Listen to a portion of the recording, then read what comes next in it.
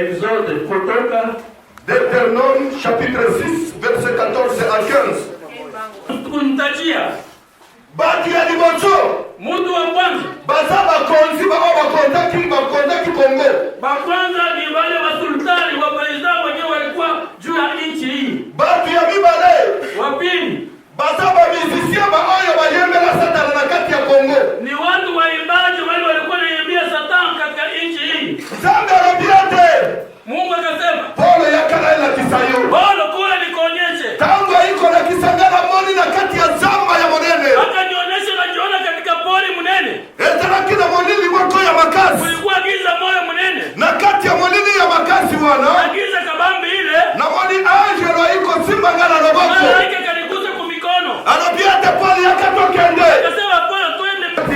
Ya chambre wana. Tukaona ndani ya nyumba. Papa moko. Baba moja. Akomi mokolo. Aisha kuwa mzee. Asi alati veste na yeko banda awa tinase. Anavaa veste kuanzia kushingo mpaka kumikulu. Na bakimwa wadenga kangoni mbanza toma. Mbanza toma. Sikoye tangu alati yango. Wakati amevaa nguo hii. Azui singa moko ya makasi bakangia na loketo. Anakamata singa wanamfunga mkiuno. Awa na sai. Na chini. Ezala kila libende moko ya songi. Chuma moja ilikuwa na chongo. Siko bazui papa wana. Wanabeba baba ule. Bafandisi ya likolo ya songi ya libende wana. Chuma ya chongo. Bazui singa. Bakamata singa. Bakondane ya avande li songi. Chuma. Papa aleli. Papa kunalia. Papa aleli. Papa kunalia. Hata mai na biso. Machozi tena kumacho. Ezopi malisusu te. Haitoki tena. Hallelujah. Amen. Hallelujah. Amen. Oyo maya abandatu ko bimaya na biso. Machozi ilikuwa natoka kumacho. Yako ibalusi alongi na ye. Yeye anageuza uso wake. Akomi na tamuti ya liboma. Anakuwa sawa vile mtu mwenye mazimu. Anja ya bisindi ya. Ndiye. Na zamo mutu. Ndiye ndio mvuto. Seko. Seko. Kukungongo.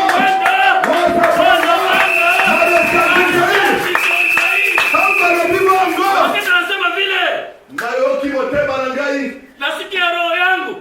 Ebandiko sana nini? Ikaanza kuluma. Habitation. Parce na banki pona makambo oyo. Niliogopa sana. Na dunia lisusu. Nikamuuliza tena. Yo za Mobutu. Wewe ndio Mobutu? Alo bingayo. Azembi huyu. Aisha tu bingayo. Acha kaniuliza. Oyo kikombo na ye. Unasikia jina lake? Pona nini zao? Jua nini anapatikana na haya? Watu. Kamuuliza. Basana Kongo eza na Kongo ya Moli. Moli. Alikuwa katika Kongo ya. Gloire. Amen. Avance. Hallelujah. Basana Kongo eza na Kongo ya Moli. Amen. Alors biate. Akasema. Yo ngala dunia lisusu. Wakati namuuliza tena. Koyo eko za matengeni. Sasa itakuwa namna gani? Alors biate. Akasema. Anje oyo inaje. Malaika wanaleta. Ndeba oyo bakanga tinga awo. Yeye ndio alifunga hapa. Na yabisa kiye. Nilimwelezaka. Longolanga awa. Ulifungua hapa. Nakenda kotaya maoya balinga ya sana banani sana ya mabe. Kaeleza bado nilikuwa nafanya na kazi mbaya. Bati kabisa ya mabe na kati ya RDC.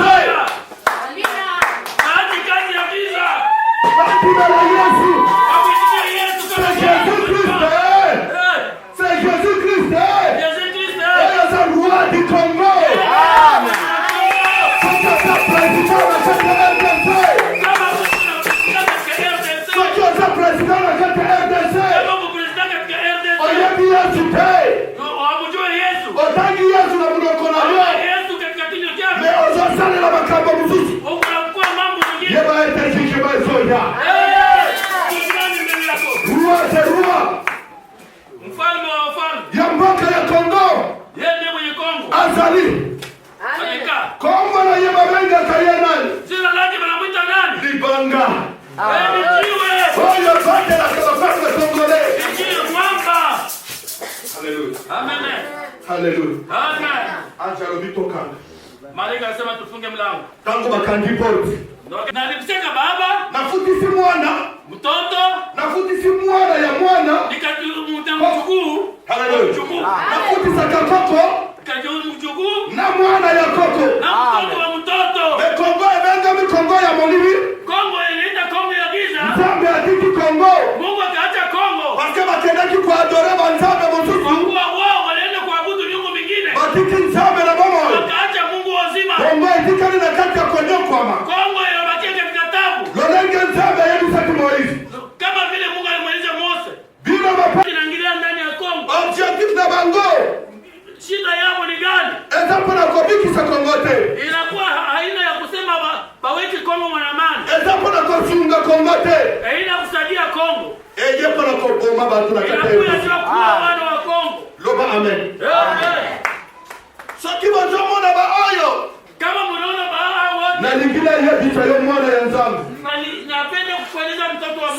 yo ozalaka na makanisa kolobake peut-être ba force étrangère.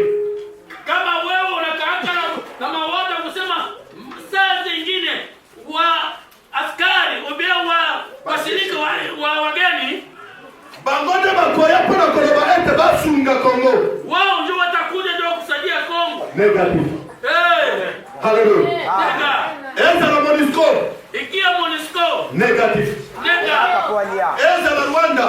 Ikia Rwanda. Negative. Hakuna kitu. Eza la Uganda. Ikia Uganda. Negative. Hakuna kitu. Yomoko Congolais. Wewe mwenyewe Congolais. Sio oni yokeni mauate. Kama hujisikilia huruma. Opaya ko yokena yo mauate. Hata kusikilia huruma. Objectif ya baoyo. Kisa yao wengi. Baya para gosopa makina. Banakuja juu ya kumwanga damu. Bazaba tu abazana mauate na kati na bango. Ni watu ambao hawana huruma kati yao. Bazaba tu baye pona koboma. Ni watu wanakuja juu ya kuua. Yango omoni esprit de mort et continue RDC. Kanisa ndio watu wa kwanza. Baba sengeli kutelema. Wao wanapaswa kusimama. Baba niko juu na Nzambe. Wanaanza kuuliza Mungu. Ela kwa nini wewe kama na bisa wapenda? Nini kufikia si Wakongoleo? Tozongela nani? Tunaangalia nani? Tozongela nani? Tunaangalia nani? Tozongela nani wewe? Tunaangalia nani? Tupe na masomo la biso. Repentance. Alors, tutoe dhambi zetu. Oye sala kike Kongo ekota molili. Hili nifanya Kongo hiyo giza. Tina lelo. Paka leo. Hata na kati ya eglise. Hata na kati ya kanisa. Tozodanga mangai na zosale na Nzambe na kati ya eglise. Akisema mimi namtumikia Mungu katika kanisa. Nzambe mpili na kati ya eglise. Mimi ni Mkristo katika kanisa. Est-ce que ozala kati ya Kongo ya molili ou bien makina? Sasa ulizo wewe. Unabaki katika Kongo ya giza au ya damu? Akisi na yo sio obaka yango. Dawa. Wewe ulikuwa na wewe tu. Osio tumeli.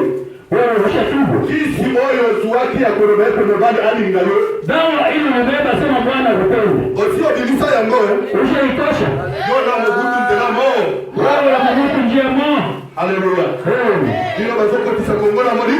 Wewe ndio kitu inafanya iwe Kongo ya ahadi. Eza kotele bayandako bomoni yango hao. Eza kusimama kwa ile nyumba tunaona pale. Ndako moyo bomoni yango hawa. Nyumba ile tunaona pale. Etongwami na lolenge mosusu.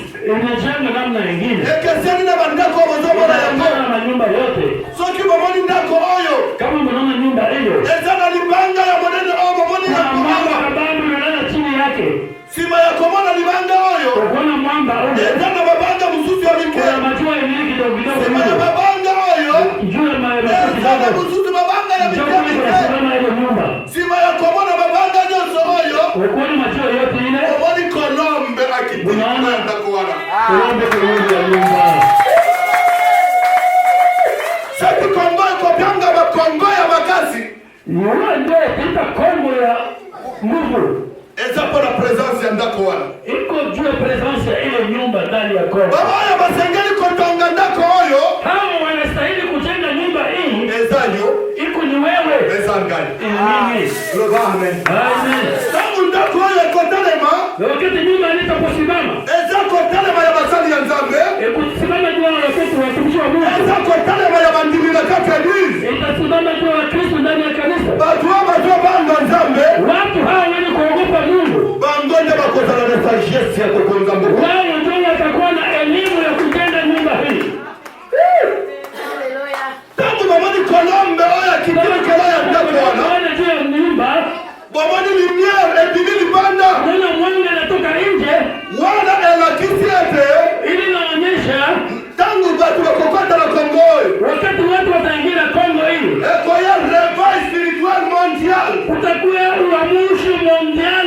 Reveil eko ya makazi kabisa. Kijana kwa yako sana na yo mtu mwindu. Mzuri atakuwa mtu mweusi. Wana komana presence ya Nzambe na kata. Wana kuona presence ya Mungu katika RDC. Hallelujah.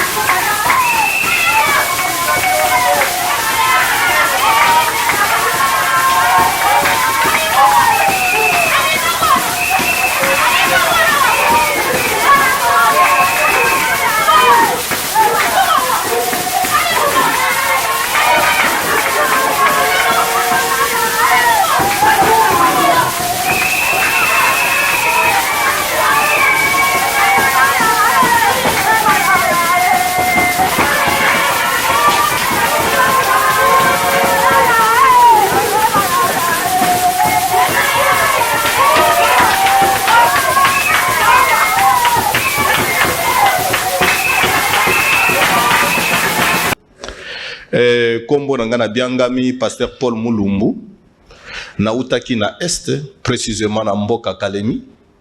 Côté Zoé aza gouverneur lelo. Côté Zoé a commis gouverneur lelo, mais tant on a bimaki wana azalaki gouverneur te.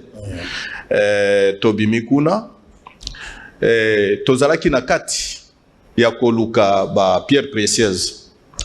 Tant tozoluka na boy ko zua ngonga molai explication wana potoko ta na mozindo na makambo etindi biso ke to sangana awalelo. Tant tozoluka mabanga ya talo wana totambola ki na ba territoire différent. Tokota ki na Mpweto, tokoti na Manono, tokoti na Moba, sima kobima na Moba tokoti na territoire ya Nyuzu. Après kokota na territoire ya Nyuzu, tant tozoluka tozali ba prospection na bangomba mususu. Après kosala toyiko koma na ngonga koloba ete tozwa repo ezalaki le 7 août 2015. Ne tozalaki wana na mboka moko ya localité ya Kabeya Mukena. Tozwi repo, sima kozwa repo tozalaki na baninga na nga misatu. Nga na koti ta on afandi bona moni nzoto nyoso elembi moyete na lobi il faut na kota na ndako na lala. Baninga babandi kotuna ngai peut-être ezanzala ndento tamboli moy mobimba olie na note na lobi te. Nga na kota kaje na ta une semaine mais nazomona neteza eloko mususu. Na lobi na okokate ko fanda boy. Na koti na ndako olie na matata na mbeto na kwei. Sima ko kwei ya wana na se na yebite soki na yebise oke ezalaki liwa soki na lobi ezalaki liwa na yebite ndenge ya koloba liboso ya mission Nzambe et puis liboso ya ba peuple congolais. Mais na kwei ki banda 17h na ikol kostuka na 8h na lobi na yango. Makambo ona mona ki yango nde yango ona zo yebisa ba peuple congolais. Makambo na mona ki kuna soit na loba ndoto ubie za kinini. Mais na kati ya ndoto ya molai wana o ezalaki presque mort. Makambo na mona ki yango nde yango yo. Na lali na moni libanga monene. Sima ya libanga monene liboso ya libanga ezalaki na batu mibale. Bao balata ki barob ya pembe mais na loketo balati singa ya rouge. Batu wana mibale basiminga bakanginga neti soso moko asiminga na makolo mususu asiminga na maboko. Babambinga likolo ya libanga wana. Sima ko bambanga likolo ya libanga wana na iko mona nzoto na nga nyoso ekauki lokola koni. Soki na yebisi yo na tir ya misu ona zalaki na ngo na ngonga wana na lobiki eza misu ona nazo mona na ngo awo na kokosa. Parce que ndenge na mona ki nzoto na nga ndenge ezalaki muta koki komi mona bongo te.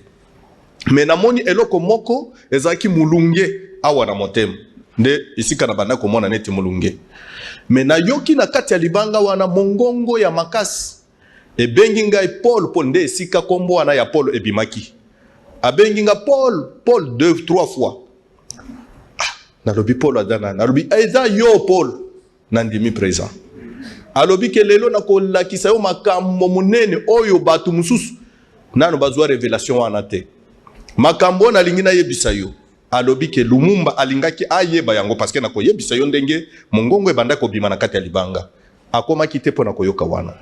Eza la désiré Kabila ayoka kite makambo wana. Lelo na ko pesa yo révélation ya makambo oyeba secret ya makambo oyo zoleka na kati ya mboka Kongo o bazo benga ngo mboka ya bilaka. Oyoki na lobi na yoki. Alobi ke makambo ona ko yebisa yo. Okotambola na yango na kati ya kategorie ya batu misatu. Yebisa message o etali ba mampinga ya Kongo, ba soldat ya Kongo, oyebisi bango makambo onazo oyo etali bango. Ezala ba politicien ya Kongo, yebisa bango makambo etali bango. Ezala basali ya Nzambe na kati ya Kongo, yebisa bango makambo etali bango. Nalobi malamu. Alobi na kati ya mboka Kongo, nde mongongo ya liboso wana ya mibale. Alobi Nzambe ayoki kolela ya makila na kati ya Kongo. Batu bazokanisa bafandi likolo ya mboka, mais Nzambe azomona bafandi likolo ya makila. Donc Kongo etondi liziba ya nini ya makila. Yebisa bango ke mboka Kongo etondi mbindu. Mwaye ya koloba ke makambo ya malamu eko kisama na kati ya Kongo. Ata bazala batu ya mayele, batu batanga, bauti bapoto, bauti wapi. Eloko moko ya mutu eko salema te. Parce que mboka etondi deja na mbindu ya nini ya makila.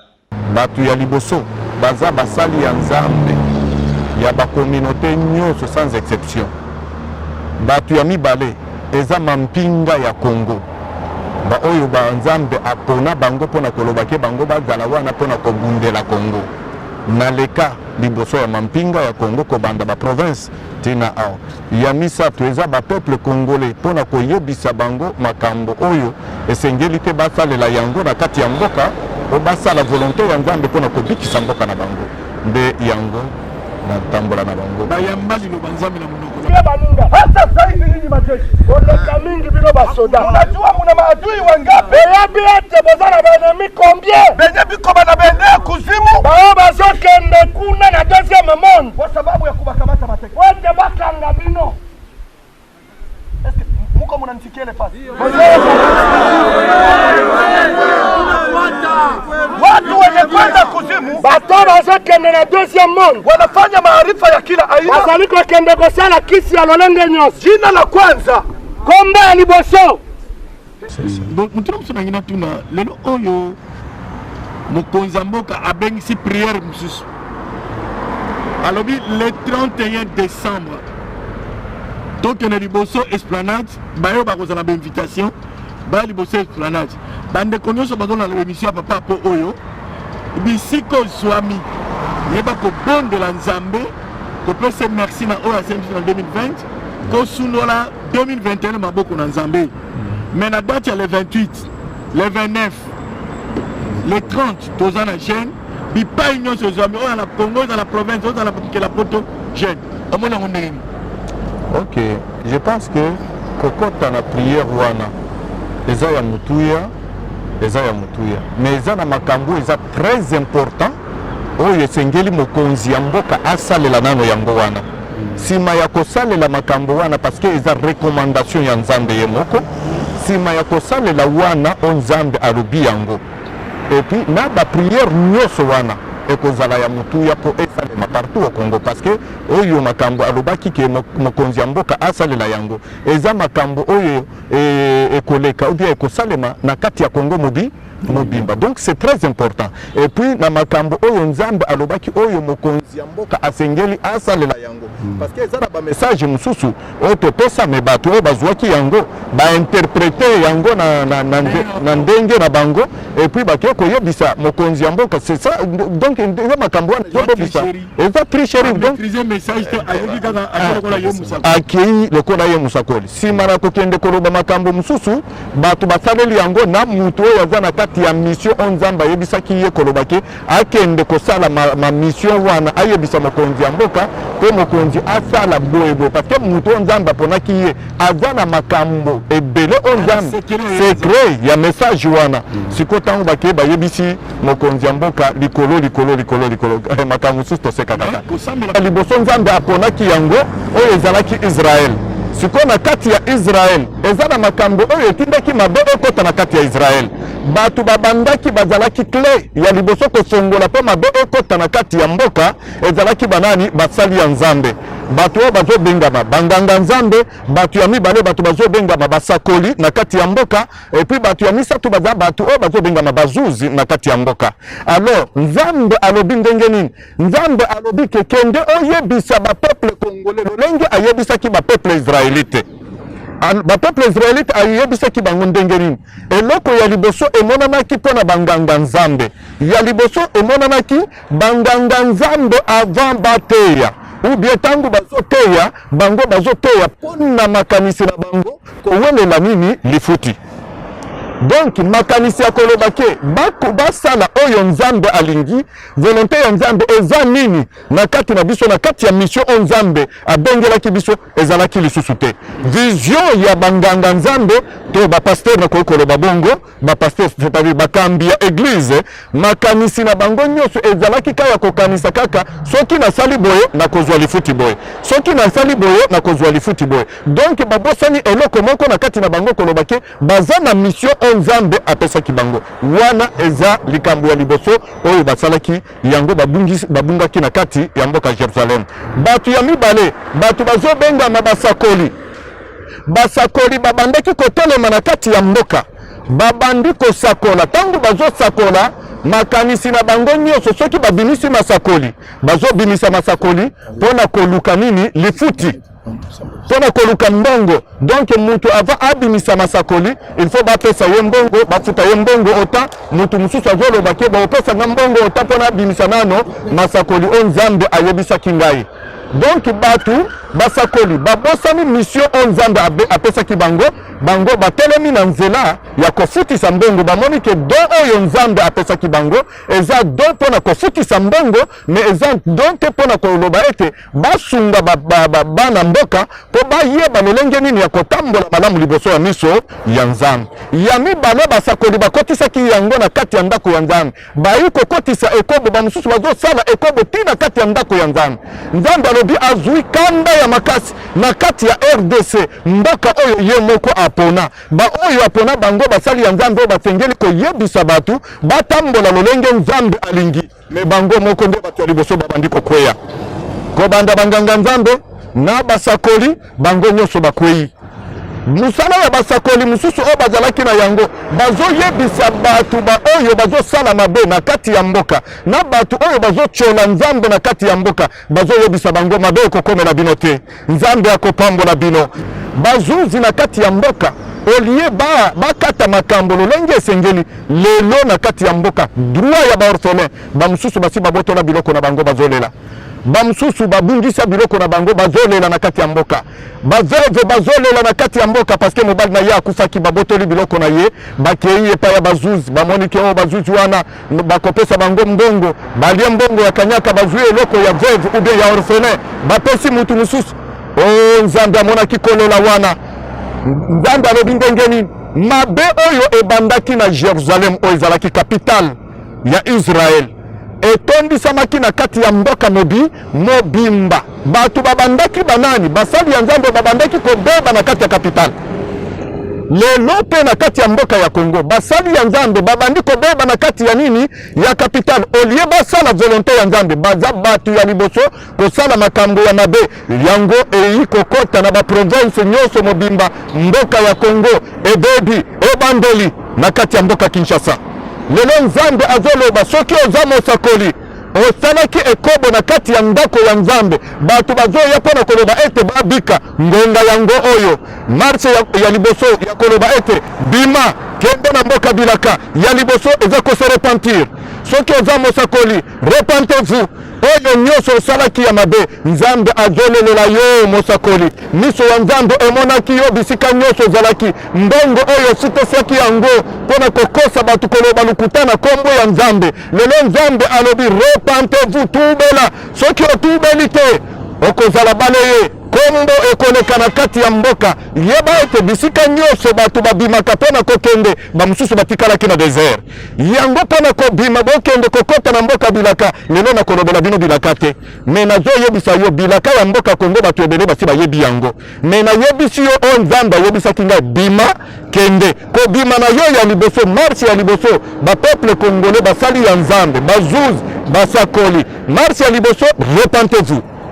Soki boboyi yeba ete mopepe moko ekotelema ekotika yo te ekotika yo te yo mutu oyo ozobengama mokambi ya lingomba peut-être obungisi mission o Nzambe apesaki yo lelo miso na yo vision na yo ekomika ya mbongo kofutisa mbongo yango nakanisaka Yesu ye moko azolobela bayekoli na ye nakamwi na leli bino bayekoli ntango bazokota na kati ya mangomba batu bazofutisa bango bambongo ebele Yesu alobi ete o bino makambo nyonso oyo bakoyebisa bino ba oyo batu namoni na kiti ya mosali na ngai ya nganga Nzambe Moïse no batu bakeye kofandela yango baza ba oyo bafutisaka mpaku nde bakeye kofanda na kati ya kiti ya nganga Nzambe Moïse, c'est-à-dire que na kati ya mangomba batu oyo bakeye kofanda na kiti oyo esengeli basali ya Nzambe bafanda batu oyo bakeye kofanda wana baza batu oyo bazofutisa mpaku batu ya vision ya koluka mbongo me baza na besoin te ya koluka volonté ya Nzambe na kati ya bomoi na bango. Lelo kolekela basali ya Nzambe boza à la base ya makambo nyonso ya mabe oyo ezosalema na kati ya mboka parce que bino boza bamwinda soki mwinda wana ekufi makambo ya mabe ekokota ekokota yango bino basali ya nzambe pona mabe bozo sala nzambe alobi ete bozongela nzambe botubela masumu na biso na bino yango nyonso wana ezosalema wana okokende komona banganga nzambe bato bazoteya liloba ya nzambe basakoli bato bazosakola liloba ya nzambe lelo toyebi te soki nzambe nini bazosakola ye bamosusu kobomana na bapoison bamosusu lelo bakomi bato ya baparti ba oyo sikoyo nzambe nini bozosalela omomake yesu tozosalela ye aza yemo moko koka bwana euti wapi soki okei komona bato ya liboso lelo koyinana lelo ekomi kobima na kati ya ndako ya nzambe nde bato ya liboso basali ya nzambe koyinana bato bazolekata na bachaine de télévision mpona kofingana bato kolobana makambo moko oyo esengeli te basali ya nzambe baleka yango baleka na kati ya bachaine de télévision mpona koloba makambo ya soni nzambe aza wapi na kati ya RDC basali ya nzambe yebake boza à la base ya kobebisa ya kosala ya kokotisa molili mpo makambo nyonso ya mabe ezokota na kati ya mboka ya Congo yebake boza à la base repentez-vous ngonga yango oyo soki boboyi mopepe ekoleka ekotika bino te wana nayebisi basali ya nzambe bazuzi botika makambo ya corruption mboka oyo bozana yango eza mboka ya nzambe kutu ndenge bozoyoka mokonzi ya mboka ye moko alobike mboka oyo nakabeli yango nani nzambe soki ozuzi osali volonté ya nzambe te ozozwa badroit ya bato ke kopesa yango bato mosusu paske oliaki mbongo ya kanyaka nayebisi yo na kati ya kolia mbongo oyo ozolia yango na nzela ya mabe oze alobi ndenge nini oze ake komona yango wana soki otangi mukanda ya Oze chapitre 4 verset 1 à 3 alobi ndenge nini mokolo moko yo mutu ozosala makambo ya mabe yeba ete soki ozozwa mbongo oyo ozozwa yango na nzela ya mabe mpona kotonga bisika na yo ya likolo mpo okende kosanda kuna eza na mokolo moko biloko wana ozosala yebake oza na batemoin oculaire bango bazomona makambo nyonso ozosala temoin ya liboso aza libanga soki ndako na yo otongaki yango na mabanga yebake mabanga wana eza temoin ya makambo nyonso ozosala soki okotisaki libaya na kati ya ndako na yo aza temoin ya mibale oyo azomona makambo nyonso ozosala yango paske mabanga na mabaya yango ezoloba ete toza batemoin paske mbongo oyo ezotonga biso totelemisa bandako oyo eza mbongo eutaki na banzela ya mabe eza mbongo eutaki na makila eza mbongo eutaki na banzela ya corruption yeba ete nzambe alobi ndenge nini alobi un jour batemoin wana nde bato bakozala ya liboso oyo bakofunda yo ntango ya pasi ekokomela yo mabanga ekoloba ya solo mbongo oyo etongaki biso awa eza mbongo ya mabe eutaki na banzela ya mabe mabaya pe kontima elobi ya solo na biso pe soki totelemi awa ya solo eza mbongo eutaki na nzela ya mabe sikoyo makambo nyonso wana tango ezosalema yeba ete mokolo wana soki mabanga etemoigne mabaya etemoigne yo yeba ete okolongwa na kati ya ndako wana okokende kofanda na kamwa ndako moko oyo ezangi valeur ndako oyo ezangi chambre ndako oyo eza ndako ya mabe yeba un jour frappe ya nzambe na kati ya mboka oyo ya bilaka na kati ya mboka oyo nzambe apona yango yeba mopepe ekoleka frappe ya nzambe zoya kongole oza na matoi musali ya nzambe bima kende kobima na yo ya liboso repentez-vous soki oboyi kose repentir yeba ete mopepe kotika yo te yo zuzi ngonga yango oyo repentez-vous soki oboyi kose repentir yeba ete mabe ekokomela yo. Deuxième point, mbindu ya makila na kati ya mboka na yebi ete mboka oyo mutu nyonso alobaka Kongo eza mboka ya bilaka soki oyebisi otuniye mutu nani asalaki bilaka na kati ya mboka soki oyebi ke mutu asalaki bilaka na kati ya mboka eza nzambe ye moko me nzambe wana nde alobi ndenge nini alobi ke na kati ya mboka ya Kongo na moni ba peuple congolais bafandeli likolo ya makila laki ya makila etondi na kati ya mboka etondi na kati ya mboka Kongo mboka ya Kongo etondi na mbindu yango bozoluka nzela ya koloba ete bozwa bolamu ezomona na mpe parce que bofandi likolo ya nini ya mbindu mbindu ya makila eza ndenge nini mbindu ya makila ezalaka na lifuti te Nombre chapitre 35 verset 33-34 alobi ndenge nini alobi ete makila ezalaka na lifuti te mutu asopaka makila il faudrait makila na ye pe esala nini esopana nde yango ata Yesu ye moko ayebisaki Pierre alobi Pierre tika zongisa mbeli kwa utiliser mopanga te Pierre soki o utiliser mopanga okokufa na nini na mopanga c'est-à-dire Yesu ye moko pe aboyaki mkokotisa mbindu ya makila na kati ya nini ya mboka aboyaki yango Yesu oyo tozobelela ye Yesu mokonzi ya mboka oyo azopesa biso kimia na kati ya mboka oyo aza ye moko me amoni eloko moko na kati ya mboka alobi mbindu ya makila eza na kati ya nini ya mboka makila wana esopanaka na lolenge mibale lolenge ya liboso ezalaka makila ezosopana na arme visible eza mabanga banzete ba arme de chasse arme de guerre yango nyoso wana mipanga bambeli etc oyo bomonaka yango na miso ya kimutu esopaka makila arme ya mibale eza arme invisible ekomami na Lévitique chapitre 22 chapitre 18 verset 22 oyo nzambe ye moko alobela ba peuple israélite alobela mboka mosusu te me mboka ya nini ya Israël oyo ezobongama mboka ya nini ya bilaka donc eza na différence ya monene entre mboka ya bilaka na bamboka mosusu oyo bazokumisa Satan soki peuple congolais akomi te na niveau wana ya koyeba mboka na bango c'est très difficile po bato badécouvrir secret ya nzambe puis kodécouvrir secret ya kozwa bolamu na kati ya mboka c'est très difficile na lingina yebisa yo bien-aimé arme invisible baza bato oyo Israël bakenda bato babandaki kozwa bana na bango mabota na bango bazokende kobonza bango epai ya nzambe moloki donc c'est-à-dire que baza bato oyo babandaki kosakrifie bato epai ya banzambe mosusu omonake nzambe ayebisaki bango te nzambe aboyaki likambo wana bomeka te kobonza libota na bino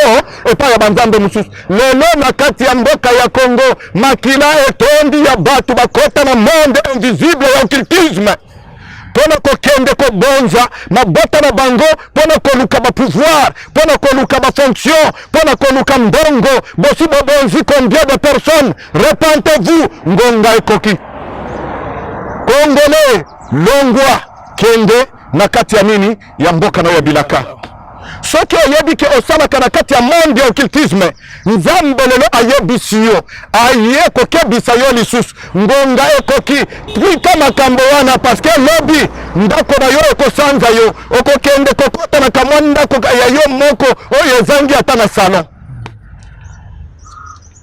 na yebisi yo mbindu ya makila ezalaka na problème ya monene nzambe ayebisa ba peuple israélite alobi na boyi makambo kokotisa mbindu parce que soki mbindu ekoti na kati ya mboka na bino mboka esanzaka bakolo mboka Lévitique chapitre 18 verset 24 à 28 alobi soki bokotisi mbindu na kati ya mboka na bino mboka esanzaka bakolo nini bakolo mboka yango alobaki nzambe alobi na Moïse yebisa ba peuple israélite azala mupaya oza na kati ya mboka na bino alanda mobeko ya nzambe na kati ya mboka akotisa mbindu te soki mopaya ye akomi à la base ya kokotisa mbindu na kati ya mboka mopaya wana bobengana na ye na kati ya mboka na bino parce que eza mboka ya nani ya nzambe lelo na kati ya mboka ya RDC mboka nzambe amoni yango etondi na makila etondi na mbindu ezala ba médecin bato bayekola mpona koloba ete bakende kobikisa bato me baza ya liboso ba médecin mpona kosopa makila olie batanga mpona kobikisa bato me bango bakomi wana soki azwi mbongo ye nde mutu ya liboso mpona kokoze ba avortement forcé ya ba jeune fille ya ba jeune femme ozoyeba ke makila wana ozobebisa yango ozosopa yango ezobebisa mboka ozokotisa mbinu bazala ba jeune fille ntango ozokende kosala ekobo ozwi zem nsima ya kozwa zem yo mutu ya liboso kokende kolongola zem yeba ke ozokotisa mbindu na kati ya mboka soki otubeli te yeba ke mopepe ekoya okoleka kongo ekozala balaye avant ke bokonzi ya nzambe etelema na kati ya mboka ifo kobalaye biloko nyonso ya mabe na kati ya mboka Congo bima kende repentez-vous ezala yo médecin yo monganga oyo za spécialiste mpona kolongola bazemi ezala yo jeune fille jeune garçon oyo opesaka bana ya bato bazemi epuis olukili bango bakisi mpona kolongola bazemi repentez-vous mon peuple ezoya soki oza na kati ya distraction ya koloba ete otikala boye mpona kotala bitalatala omibosani na kati ya motema na yo ke nasalaki nini soki osopaki makila ozotala bato mosusu olongola bazemi yo docteur osalaki baavortement forcé nayebisi yo ngonga yango oyo mopepe ekoya ya makasi ntango ekoya ya makasi eza mopepe mpona kobaleye biloko nyonso ya mabe na kati ya mboka mbindu nazolobola lisusu naleki oyo natelemaki liboso ezala liboso ya mampinga ya Congo nayebisa deja bango etali message na bango na baparade na bango oyo ezalaki cause oyo mabe oyo esopaka makila ya bainosa nayebisa bango batu nyonso batubela ngonga oyo eza ngonga ya kobima kotikala na kati ya distraction te ezala bakonzi nalobaki yango lolenge nzambe ayebisaki ngai soki okanisi roi David akima eloko wana ya kokotisa mbingu na kati ya bokonzi na ye roi David akima eloko wana parce que ayebike mboka oyo apesaki nga bokonzi aza nzambe oyo azala bomoi yango azalaki na bareserve ya koloba ete nakoki te kokotisa mbindu na kati ya bokonzi na ngai roi David aboyaki kokotisa ta mbindu na kati ya mampinga na ye akendaki komona na oyo soda moko atelemaki abomaki bakonzi ya Israel mibale nsima ya kosopa makila ya bakonzi wana mibale roi David aregreta makasi alobi te oyo eza signe ya kokotisa mbindu na kati ya nini